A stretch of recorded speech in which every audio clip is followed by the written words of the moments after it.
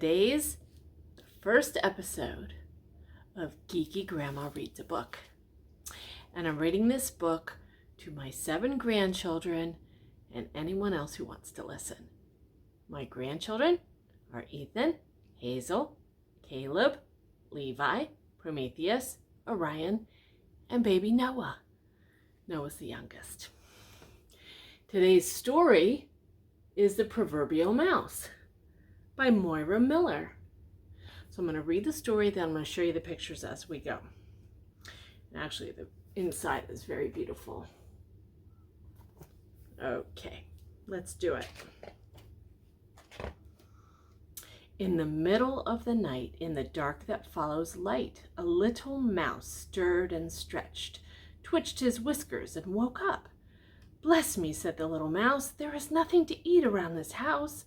My tum is empty, my toes are empty, my tail is empty too."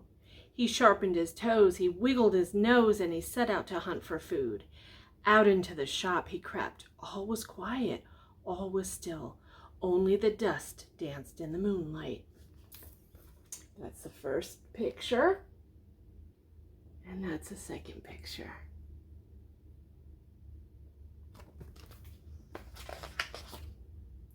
The little mouse was hungry. He twitched his whiskers and sniffed around. "Aha," he said, "what do I see? Milk and apples just for me." He sharpened his toes, he wiggled his nose, and scampered whiskery quick onto the table. There he goes, onto the table.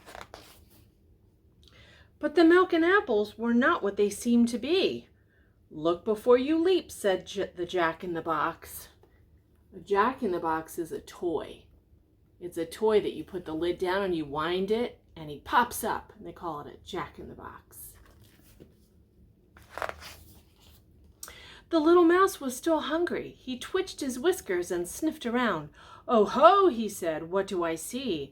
A fine yellow cheese just for me." He sharpened his toes, he wiggled his nose, and tiptoed ticky ticky ticky along the table. There he is. He's on the table. But the fine yellow cheese was not what it seemed to be. "All that glitters is not gold," said the china pig. There's the china pig. "What is that? That's not a cheese."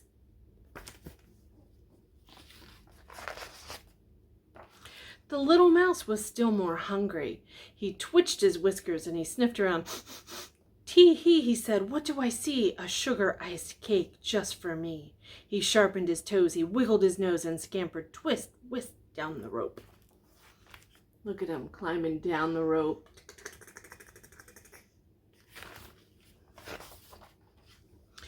But the sugar-iced cake was not what it seemed to be. Rum-ti-tum-tum, he skipped a tune on the drum. "You cannot have your cake and beat it," said the wooden soldier. There's a wooden soldier, and there he is on the drum. It's not a cake, it's a drum. And still the little mouse was very hungry. "So ho," he said, "what do I see? A basket of eggs just for me?" He sharpened his toes, he wiggled his nose, and crept tickety-click across the floor. There he goes. Is it eggs, though? Is it?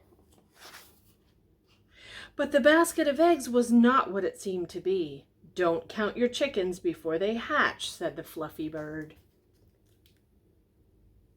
Fluffy bird. Not eggs.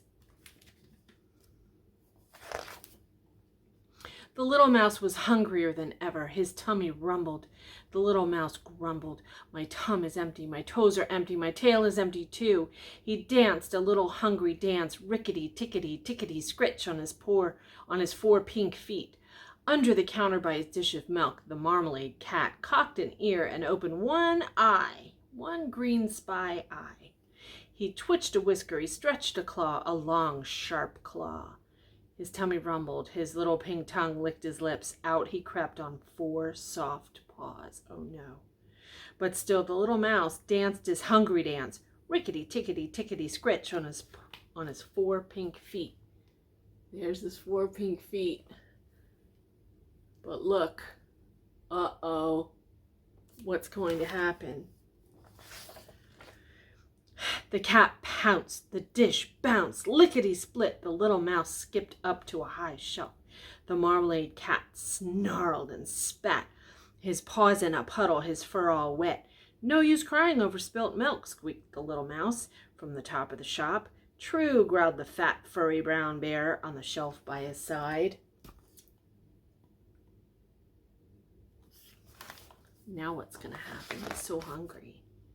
The little mouse twitched his whiskers and sniffed around.